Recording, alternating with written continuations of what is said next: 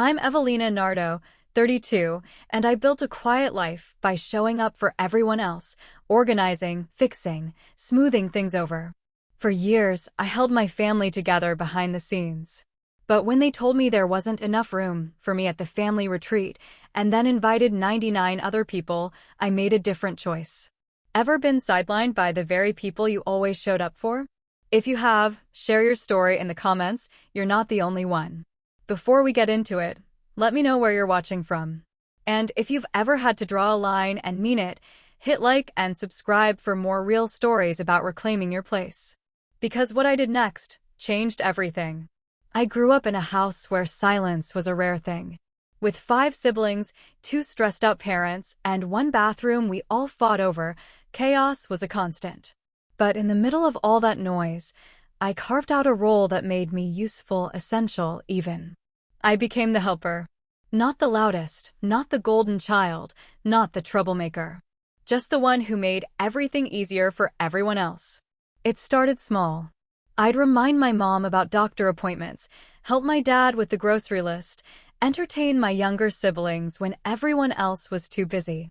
Over time, it became my identity. If someone forgot a birthday, I remembered it. If someone needed a ride, I rearranged my schedule. I was the one you could count on when plans fell apart, usually because no one else had been paying attention in the first place.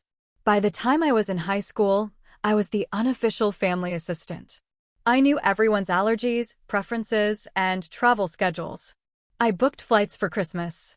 I sent out the group texts for birthdays. I researched Airbnbs when my parents decided hotels were too expensive for the family retreat. I made spreadsheets. Literally. I built a color-coded spreadsheet one year to figure out sleeping arrangements when we had too many cousins coming in from out of town. Nobody thanked me for it, but they used it. Every cell, every formula. And if there was ever a problem, it was somehow still my fault. That family retreat, it was our one consistent tradition. Every summer since I can remember, we rented a house somewhere, lakefront in Michigan, a mountain cabin in Colorado, once even a beach house in South Carolina. It wasn't luxurious, but it was sacred. It was the one time we all came together, siblings, in-laws, cousins, everyone. I looked forward to it, even though it usually meant I'd spend half the time managing logistics and the other half refereeing petty arguments over bedroom assignments or who used up all the hot water. But I loved it. Not the chaos or the work, but the idea of it. The 1 week a year where we played board games, grilled dinner, and watched bad movies as a group. It was dysfunctional, sure. But it was still us. It still mattered. And because it mattered, I made it happen year after year, whether anyone noticed or not. When I was in college, my parents started asking me to cover parts of the retreat cost. Just this once, my mom said the first time, "We're a little tight this year." I didn't hesitate. I was working 2 jobs and still barely making rent, but I sent the money. The next year it was the groceries. Then the cleaning fee. Then a couple hundred more because the house was nicer than usual, and my dad didn't want to ask my siblings. "They've got kids now," he said, as if I didn't have bills, tuition, and a car that stalled at every red light. I gave without complaint. It wasn't just about money, it was about showing up. Being the one who held it all together. I figured if I stayed useful, I'd stay included. I never pushed back, never made it about me. I didn't ask for special treatment. I didn't expect a room with a view or a big welcome when I arrived. I just wanted to be there. That's all. To keep participating in this one thing we all did together. To keep my place in the family, however invisible it might be. My siblings called me the calendar queen, like it was a compliment. "We'd all forget half this stuff if it weren't for you," they'd say. And I'd smile, say no problem, and jot another reminder in my planner. No one offered to take over when I got sick one year. I was texting check-in instructions from bed with a 102-degree fever. They made jokes about how I couldn't help myself, how I was addicted to organizing. But deep down, I think they just didn't want to deal with what I dealt with. Why would they? They had someone willing to handle it all without asking for anything back. The only person who ever questioned it was my friend Denise. She'd been around long enough to see the dynamic. "You're basically their unpaid family concierge," she said once, scrolling through the color-coded packing list I'd made for last summer's trip. Do they even realize what you do? I shrugged. It's fine. I don't mind. She didn't say anything for a second. Then, yeah, but do they even want you there? Or do they just want what you do? I laughed it off at the time. But the question stuck with me longer than I admitted. Over the years, the retreat evolved. Siblings got married. Babies were born. Some cousins stopped coming. Others brought friends or in-laws. The headcount grew, but somehow my space stayed the same, quietly assumed, quietly undervalued. I noticed how my siblings' spouses were celebrated for showing up, for contributing ideas or bringing a tray of food. Meanwhile, I was the one laying out table settings, running to the store when the propane ran low, unclogging the upstairs toilet no one would admit to using. If I ever stopped moving, someone would ask if I was okay, like stillness wasn't allowed for me. The worst part is I let it happen. I stayed useful because I thought it meant I mattered. And for a long time, that was enough. Until the year they told me there wouldn't be enough room. It started subtly, the way most shifts in my family dynamic always did. No announcement. No confrontation. Just small adjustments, phrased carefully enough to make it easy to second-guess myself. Around early spring, my mom called me on a random Tuesday evening. She said they were thinking of doing the family retreat a little differently this year. Her voice was light, casual, almost rehearsed. We're probably going to keep it small, she said. Simpler. Less chaotic. Just the core group, you know. I didn't respond right away. I waited for her to clarify what core group meant. She didn't. Where are you thinking of doing it? I asked, trying to keep my tone even. Not sure yet, she said quickly. We're still looking. Somewhere manageable. Fewer bedrooms, maybe just a big common space.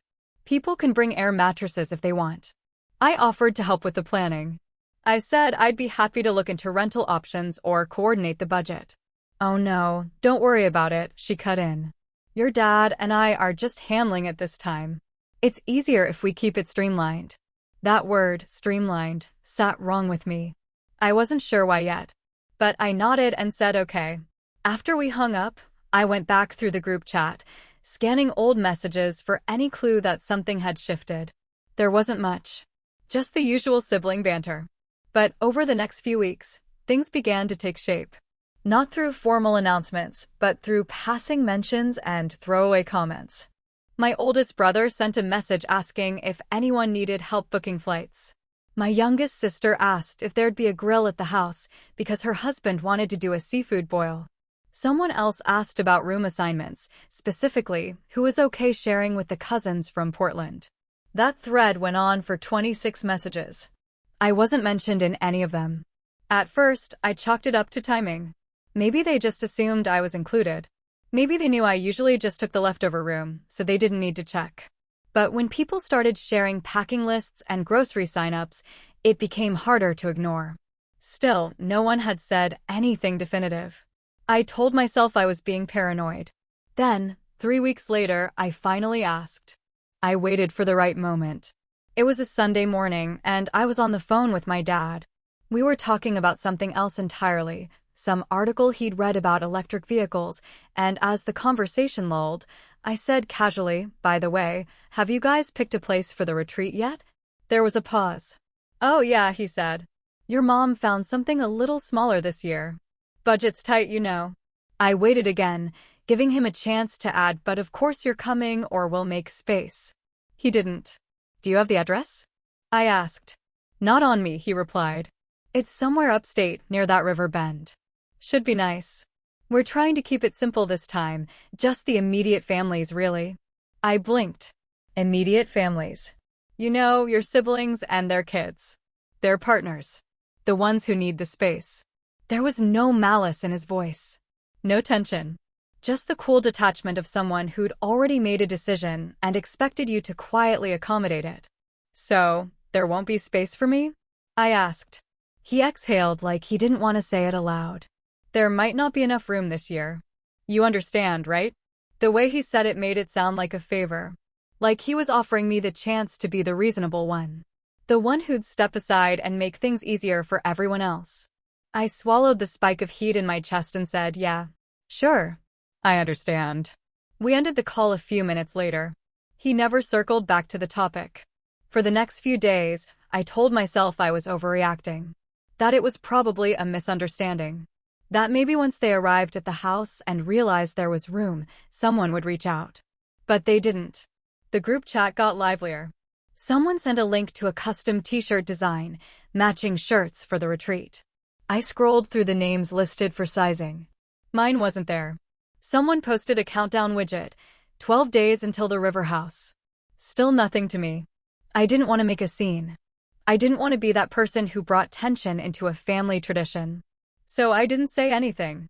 I watched as photos trickled into the group thread, kids in floaties, grilled corn on the cob, wine glasses on the deck. At one point, they posted a picture of the entire group standing out front in their matching shirts. 99 people. I counted. 99. And still no one had said, "We wish you were here." Denise noticed the shift before I told her. We were having coffee the week before they left, and she asked if I was heading up there soon. I hesitated a beat too long. "They're keeping it small this year," I said. "Apparently the house doesn't have enough rooms." She raised an eyebrow. "But there are 5 bedrooms, right? And pull-out couches?" "Apparently it's more about the space. For the kids." Denise didn't respond immediately. She just stared at me. "What?" I asked. She leaned back. "It's weird. That's all." I shrugged. "You've gone every year since what, forever?" "Yeah. And you're the one who usually organizes it." "Correct. And now there's no room for you, but they've got enough space for spouses, in-laws, and second cousins?" I took a sip of my coffee and didn't answer. The truth is, I'd been trying to convince myself it wasn't a deliberate exclusion. That it wasn't personal. But it was getting harder to believe that. Because even if they didn't mean to exclude me, they didn't try not to. No one pushed back on my behalf. No one said, "Wait, aren't we forgetting someone?" They just quietly moved on, assuming I'd do the same. And the worst part? I almost did. Almost. It was a Saturday morning when I saw it. I wasn't even looking for it. I was scrolling aimlessly through Instagram, trying to distract myself from the silence. The house was too quiet. My calendar was empty for the first week of August, something that hadn't happened in over a decade. Usually, that week was blocked off in bright green, family retreat. But not this year. I paused when I saw the photo. It was on my sister's page. A wide group shot taken on the front lawn of a rental house I didn't recognize. Trees in the background, picnic tables set up in the back. Everyone was wearing matching t-shirts. Light blue, with white lettering across the chest. I zoomed in. It said River Ridge Retreat 2025. There they all were, my parents in the center, my siblings grouped around them. Their partners, their kids, a few second cousins from out of state, even 2 family friends I hadn't seen since my early 20s. 99 people, smiling like a damn stock photo. Arms draped casually over shoulders, beer bottles in hand, toddlers in matching outfits. All of them facing the camera. All of them there. Except me. I stared at the photo for a long time. I counted the faces 3 times, hoping I was missing something. That maybe someone had edited me out by mistake, or that there was another photo coming where I'd be tagged in the comments. But this was it. No one had texted. No one had checked in to say, "Wish you were here," or "Sorry the space didn't work out, next year for sure." Nothing. It was like I had never been part of it at all. I checked the group chat. There were new messages. Someone had posted about the breakfast rotation. Another shared a video of the kids playing cornhole. The thread was alive and moving without me. My name hadn't appeared in it for over 2 weeks. I didn't comment. I didn't like the photo. I didn't text anyone. I just closed the app, locked my phone, and sat there in my kitchen, staring at the tile floor like it had answers. I don't know how long I sat there. Time felt weird. Elastic. Like it was stretching out just to give the moment room to settle in.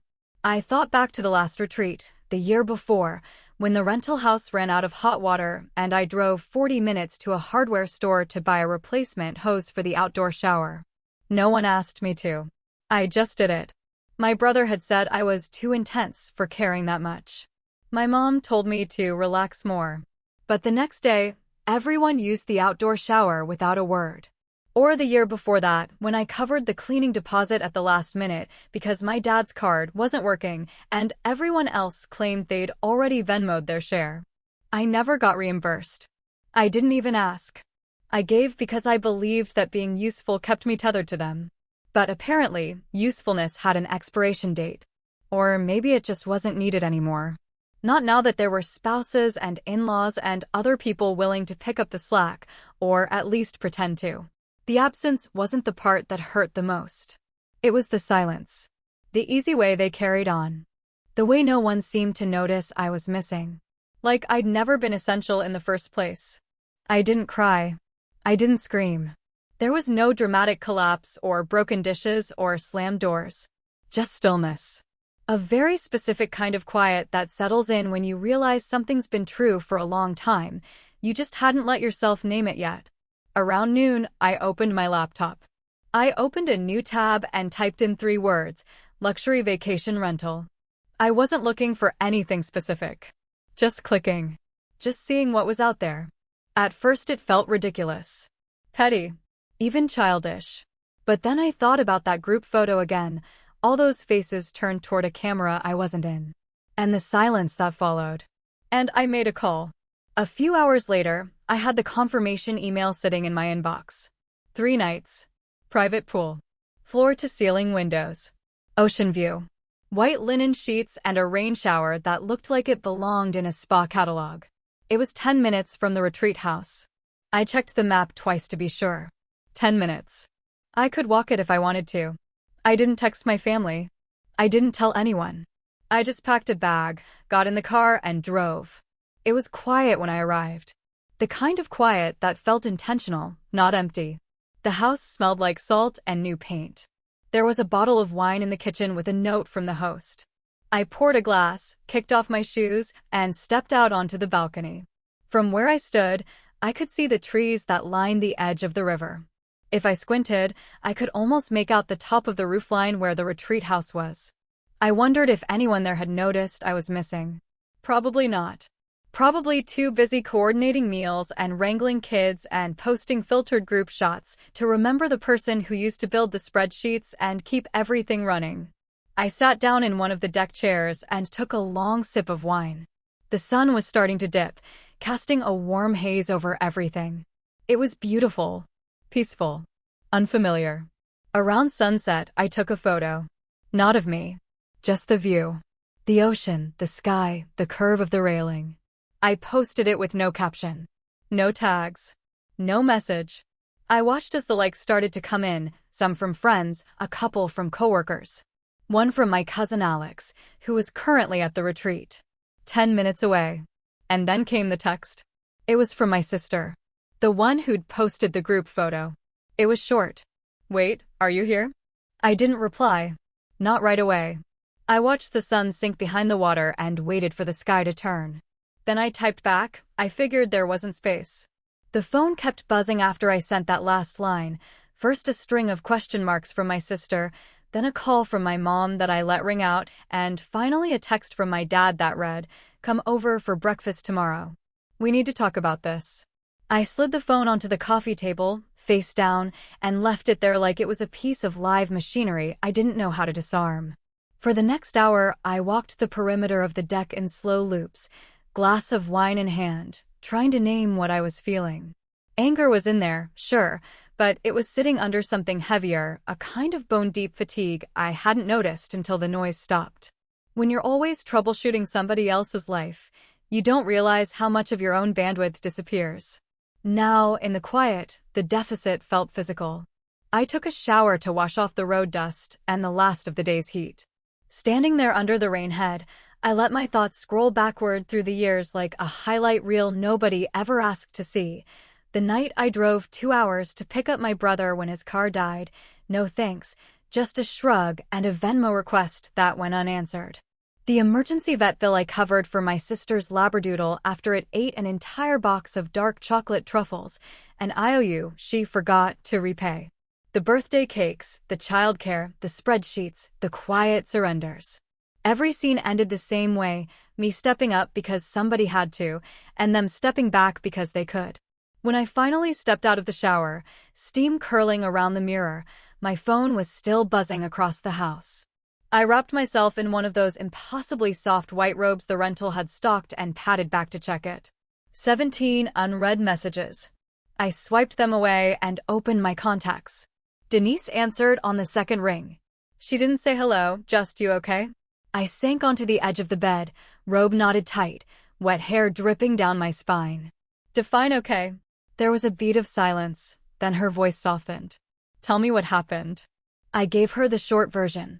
The photo on Instagram, the head count, the matching shirts, the silence. She didn't interrupt.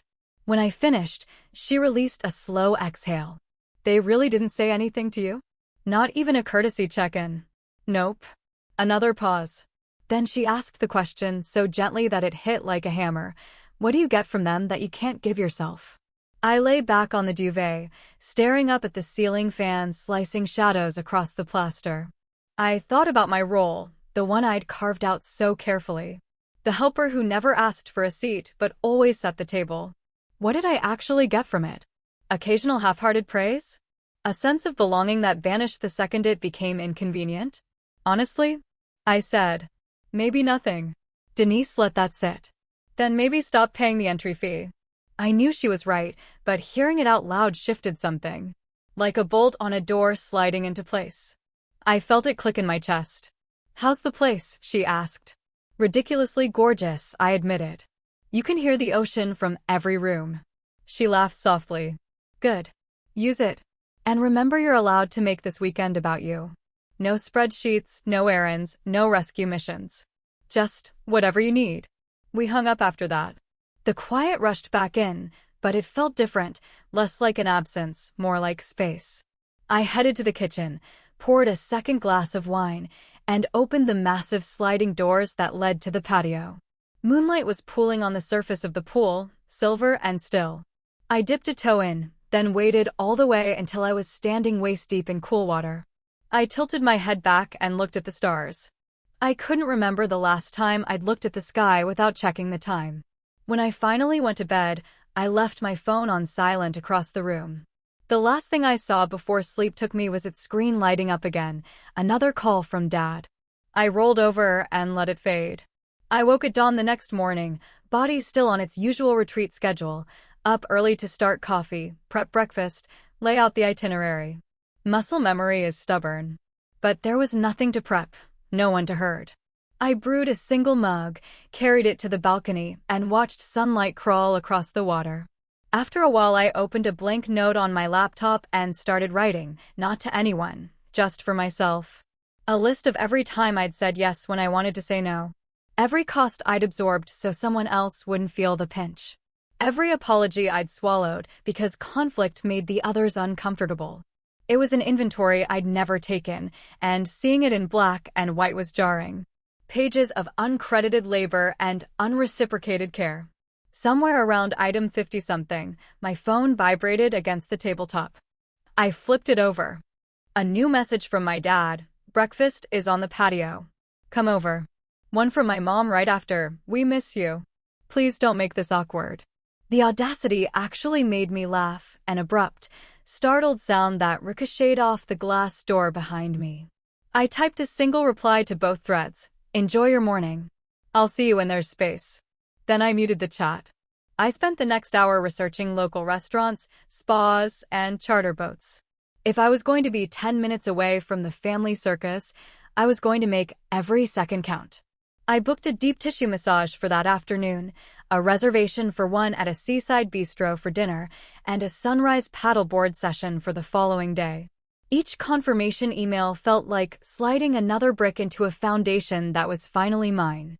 Around noon, I drove into the nearest town to pick up groceries, fresh berries, sourdough, artisan cheese, a bottle of Prosecco. At the checkout, the clerk asked if I was celebrating something. I surprised myself by saying, yeah, boundaries.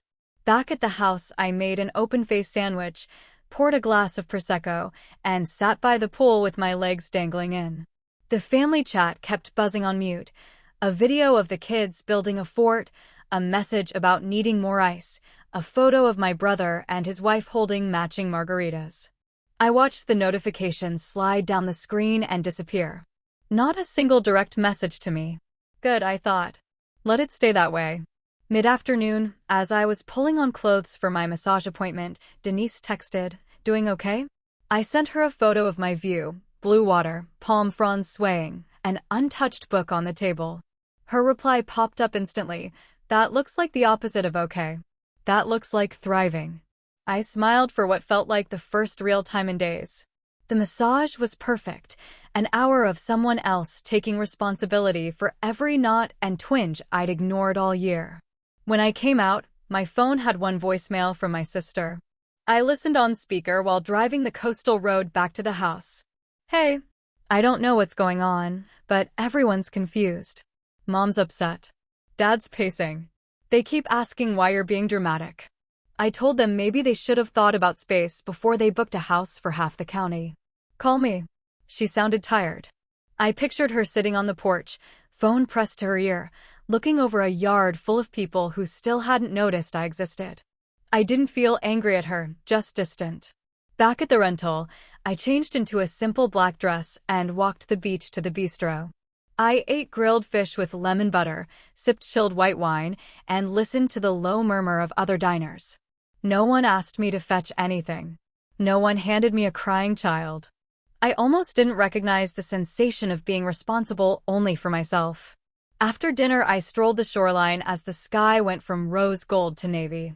My phone buzzed again. Another text from Dad. "We're lighting the fire pit. Come join." I didn't answer. Instead, I opened the camera and took a picture of my bare feet where the tide traced lines around them. I posted it to my story, geotagged a few miles down the coast, and wrote, "Making space of my own." Back at the house, I poured a final glass of Prosecco and sat on the deck railing, letting the night wind tangle my hair. For the first time since I was a kid, I felt the retreat week stretching out ahead of me without a single obligation attached. It was weightless, terrifying, and exhilarating all at once. That's when I opened a new note and titled it Plan. Not a spreadsheet this time.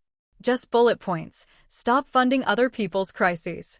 No more last-minute rescues. If they want my time, they ask in advance. If it costs me peace, it's too expensive. Build vacations that don't depend on anyone's invitation. I read the list twice, then added one more bullet. Remember how this silence feels, how spacious it is. I closed the laptop, set it on the table, and leaned back in the chair.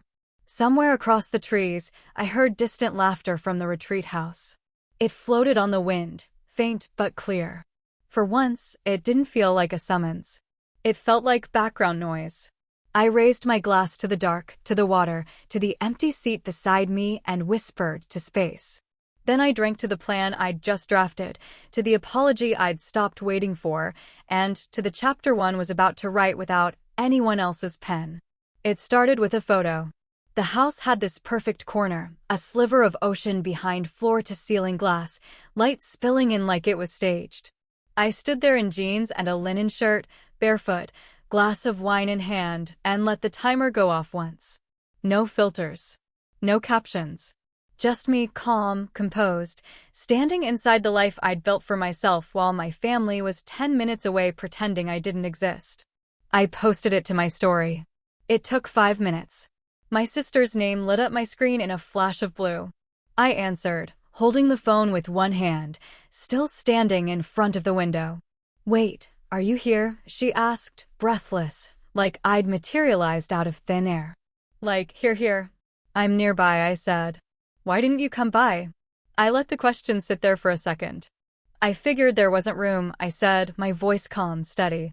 I watched my reflection in the glass, wine tilted toward my mouth. I didn't blink. Her silence was louder than the question had been. "I mean, there's couches," she said, trying to sound casual, like we both hadn't seen the full head count already. "We could have figured something out." "Right. But no one reached out." "That's not true," she said quickly, almost too quickly. I didn't reply. "Look," she added after a beat, "Mom and Dad are confused. They thought you were busy. You didn't RSVP when they sent out the house info." "There was no RSVP," I said. "There was just a group chat I wasn't in." Another pause. "You're mad." "I'm not mad," I said. And I wasn't. Not anymore. I just took the hint. We hung up shortly after. I didn't explain where I was staying. I didn't offer to stop by. I didn't try to smooth anything over. That part of me, the fixer, the peacemaker, the one who sent calendar invites and color-coded spreadsheets, was gone. Quietly retired. The next day, I invited 3 people. Not family. Not people I owed anything to. Just the ones who'd shown up in my life when I wasn't hosting or fixing or paying. The kind who stayed even when the conversation wasn't fun or flattering. They brought groceries, not gifts. Laughed easily, cleaned up after themselves without being asked. When I told them what happened, they didn't say, "I'm sure they didn't mean it," or "families are complicated." They just said, "That's awful, and good for you," and passed the wine. That night we cooked pasta from scratch, drank too much red wine, and watched the stars from the firepit out back. I didn't check my phone once. The retreat group chat had gone quiet since the photo. My sister messaged again late that night. Just one sentence, "Mom's crying." I read it twice, then set the phone back down on the arm of the couch. Because here's the thing, when people spend years treating you like a utility, they panic the moment you unplug. My mom called the next morning. I let it go to voicemail. Her voice was soft, vaguely wounded. "I don't know what's going on, honey, but this is really upsetting the family. You've always been so helpful. I just wish you'd said something if you were feeling left out. We would have figured it out." I replayed that last line in my head as I walked barefoot across the cool tile floors, coffee in hand. We would have figured it out. But only if I'd said something. Only if I'd chased after a space I was quietly denied. That was the part one kept coming back to. If someone wanted you there, they wouldn't forget you. They wouldn't leave you off the invite list, or delegate your spot to someone newer, or shrink the table and blame logistics. The story would be different. Later that afternoon, my friend Maya, one of the 3 I'd invited, offered to take a photo. I was standing at the edge of the pool, hair wind-tousled, holding a charcuterie board we'd just finished assembling. It was casual, half-posed, me laughing at something off-camera. I posted that one too. The likes came in slowly, then all at once. A couple coworkers, an old high school friend, someone I'd met at a wedding years ago. And then, again, my cousin Alex. This time he messaged, "Wait, you're not at the retreat?" I replied, "Nope. Not enough room." He sent back a single-word reply, "Yikes." By the time dinner rolled around, the group chat had lit up. A new thread had started, this one titled Room Reassignment. I skimmed it out of habit. There were messages about moving kids to air mattresses, someone offering to switch to the sofa, my dad mentioning shifting the schedule to accommodate. Accommodate what, exactly? I hadn't asked for a thing. My name didn't appear in the messages. Not once. The subtext was clear. They had seen the photo. They were reacting. But not reaching out. Not directly. Just making noise in the adjacent room and hoping I'd hear it through the wall and let myself back in. That night, Maya and I walked the shoreline while the others cleaned up dinner. She asked what I planned to do next. "I don't know," I said. It's tempting to ignore all of it. But I looked out at the water. Part of me wants to show up. Just once. Say hi. Let them see I was already here. And the other part? I took a long breath. Wants to let them sit in it. The silence. The fact that I'm not just going to plug back in like nothing happened. We walked a while in silence. Back at the house, I found a new message waiting, this time from my dad. "Let's just reset. Come by for dinner tomorrow. Bring whoever you want." I stared at the screen. There was no apology. No ownership. Just a bland, diplomatic invitation sent hours too late and framed like an act of generosity. I didn't answer. The next morning, I posted one last photo. Not of me this time, just the breakfast spread Maya had laid out. Eggs, toast, fruit, fresh coffee. Light pouring in through the windows. I added a caption. Sometimes space is the real invitation. Then I turned off notifications, poured myself a mug, and stepped out onto the deck, ready to begin my day. Alone. Present. Unapologetically off script. They could make room now if they wanted. But the point was, I didn't need it. He knocked on the sliding glass door like it was his own house. No text, no warning. Just the sharp thud of my father's knuckles on glass, loud enough to startle me out of the quiet. I was sitting on the couch in leggings and a sweatshirt, barefoot, hair still damp from the pool. A mug of tea balanced on my knee. It was the first truly slow morning I'd had in years. No agenda. No errands. Just me and the sound of the ocean brushing up against the edge of the day. I considered not answering. Just letting him stand there with the waves behind him and no one rushing to let him in. But that would have started something I didn't want. So I stood, set the mug down, and slid the door open halfway. He stepped in without asking. His face was flushed, not from the heat. His hands were clenched, and his voice had that tight, low quality he used when he was trying not to yell in public. "I don't know what game you think you're playing," he said. I didn't answer. I just tilted my head and waited. He kept going. "This whole thing, posting pictures, ignoring your mother's calls, turning your back on the family, what is this? You think this makes you look strong? It just looks petty. Dramatic. You're blowing things out of proportion and now everyone's uncomfortable." That word, uncomfortable, landed like a punchline. I still didn't speak. Just let him talk. "You could have just said something," he went on. "Instead of sitting here, pouting in a mansion and playing the victim." I crossed my arms, not out of defiance, just to keep from shaking. He wasn't yelling, but I'd heard this tone before. It wasn't new. It was the same one he used when I was a kid and made too much of something he didn't want to deal with. "You done?" I asked. He stared at me, stunned for a second. I'd never cut him off like that before. I'd always been the one smoothing things over, nodding, apologizing even when I wasn't sure why. He exhaled sharply. "I just don't understand what you're trying to prove." "I'm not trying to prove anything," I said. "I'm just not playing along anymore." "You were invited," he snapped. "You chose to make a scene." "No," I said, calmly. "I chose to notice when I wasn't." He opened his mouth, then shut it again. I stepped back, letting him see the space around me, the open floor plan, the sea breeze through the windows, the stillness. Nobody asked where I was. Nobody checked in. But the second I stopped showing up the way you're used to, I became a problem. He didn't respond. "Now you're standing in a house you didn't pay for, angry about a story you created. And somehow, I'm the selfish one."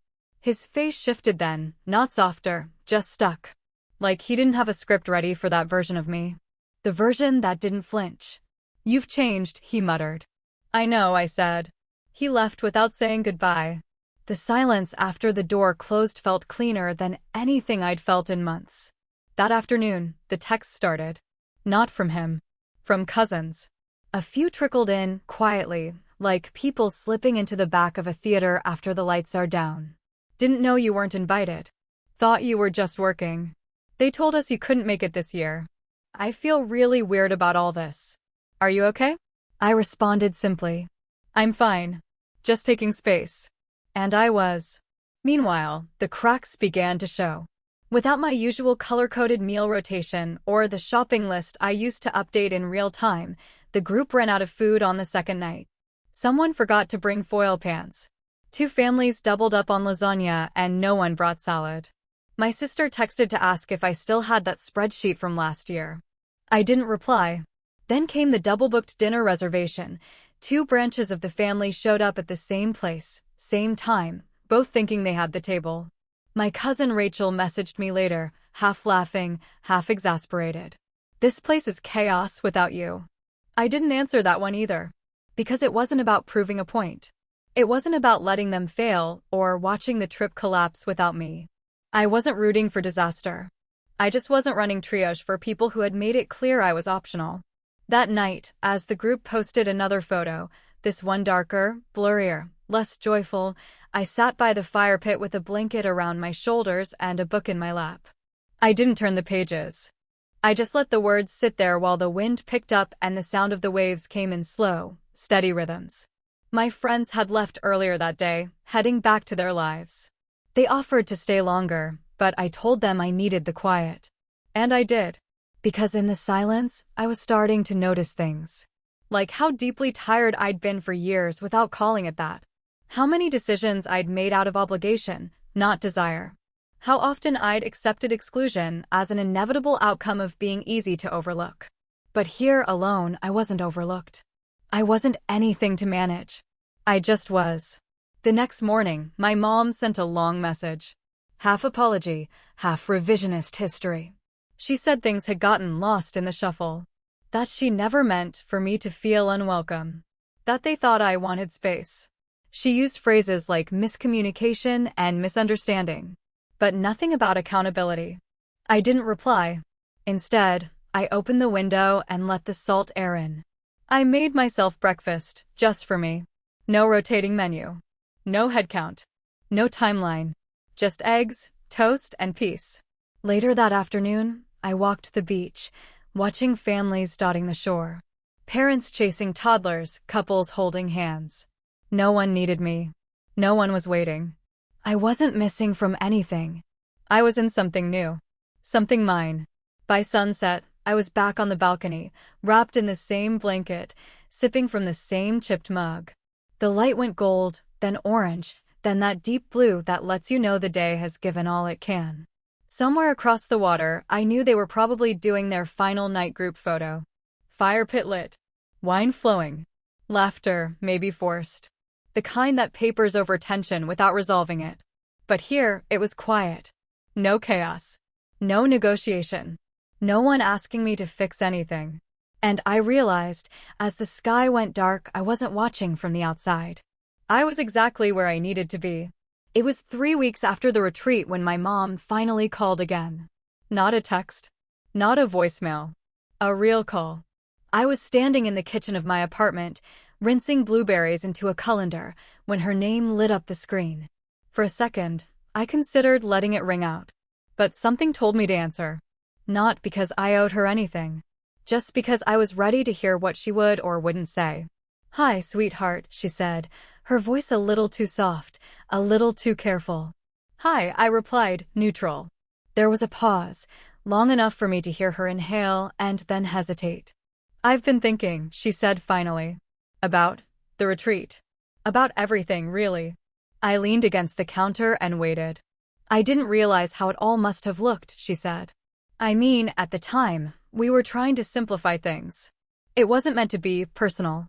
There was that word again. Personal. Like exclusion could be anything else. "You didn't realize how it looked," I repeated quietly. She hesitated. "No.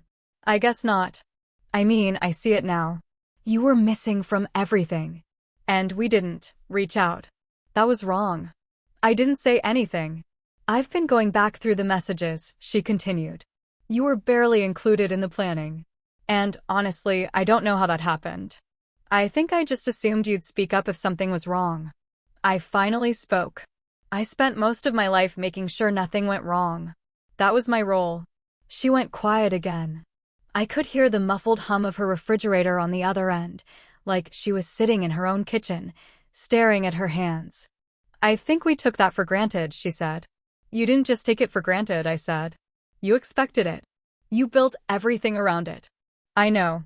"No, I don't think you do," I said, not harshly, just plainly. "Because this isn't about one weekend. It's about years." "I get that," she said quickly, almost reflexively. "Do you?" She sighed. "I'm trying to." That was the closest thing to honesty I'd heard from her in a long time. "I didn't realize you felt so excluded." I offered. "Neglected." That word caught me off guard. It was more accurate than I expected her to admit. "I've replayed that weekend so many times," she said. "And I keep thinking, what if we had just made the call? Told you we wanted you there. That we needed you." I set the colander in the sink and wiped my hands on a towel. "But you didn't," I said. "And no one noticed I was missing until I made it obvious." She didn't deny it. "I'm not trying to guilt you," she said. I want us to find our way back." I let that hang for a moment. "I'm not closing the door," I said. "But I'm also not going to chase an invite ever again." She was quiet. "I've spent years showing up for everyone. Without being asked. Without being thanked. I did it because I believed that's what love looked like. But now, if I'm not explicitly included, then I'll take that as the message. And I'll move accordingly." "I understand," she said. Her voice had dropped to something fragile. "At least, I'm starting to." I hope you do. She sniffed, just once, and then cleared her throat. We'd like to have you over for dinner next weekend. Just you. No big group. No drama. Who's cooking? I am, she said. No delegation. No shortcuts. I smiled slightly. All right. And I was hoping, she added cautiously, maybe you could bring that berry galette you made for Thanksgiving last year. I thought you said it was too tart. I've changed my mind, she said. Or maybe my taste buds have caught up. I didn't commit to bringing anything. I just said I'd think about it. The following Saturday, I drove over in the late afternoon. I wasn't nervous, just curious. I hadn't been to my parents' house since the retreat, and it felt strange pulling into the same driveway I used to unload coolers and folding chairs into. This time, I came alone, carrying nothing but myself. My mom opened the door before I knocked. She was wearing an apron and had a smudge of flour on her cheek. She hugged me quickly, brief, tentative. Not our usual choreography. And maybe that was the point. The dinner was quiet. Not uncomfortable, but not easy either. There were pauses that didn't used to be there. Moments where we both had to sit with what hadn't been said before. At one point, she asked, "Did it feel like everyone forgot you?" I nodded. Because they did. She didn't try to explain it away. She just nodded, too. Halfway through the meal, my dad said, "We missed your lists this year. It was chaos without you." I sipped my wine. "You survived." "Barely," he muttered, not quite joking. "I'm not coming back to fix it," I said. "If I come back, it's to be part of it. Not to hold it together." He looked at my mom, then back at me. Fair enough. They were trying. Clumsily, belatedly, but they were trying. After dinner, I helped clear the plates without taking over. My mom reached for a container of leftovers and handed it to me like a peace offering. "Don't feel obligated," she said. "I won't," I said. As I left, she followed me to the door. "We want to do better," she said. "We just might need help figuring out how." "You have Google," I said dryly. She gave a small laugh. "Okay, fair." I didn't promise anything. I didn't soften it. But I did smile. That week, I got a group text, smaller than the usual ones, just my parents and siblings. My brother suggested a fall weekend trip. Nothing elaborate. Just a cabin, a few hikes, maybe a bonfire. The invitation was written differently this time. My name was the first one mentioned. Not at the bottom of the message. Not tacked on like an afterthought.